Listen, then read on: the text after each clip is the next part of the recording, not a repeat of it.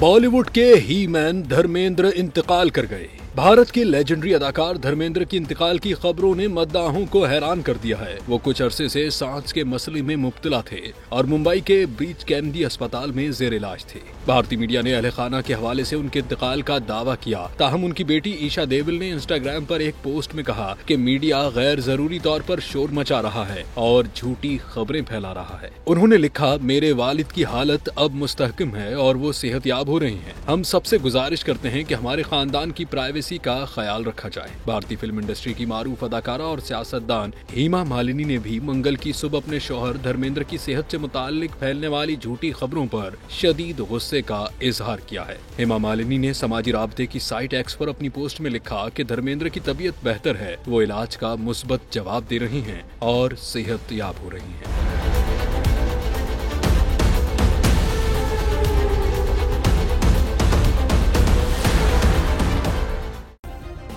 Subscribe करें और bell दबाएं ताकि कोई खबर रह न जाए।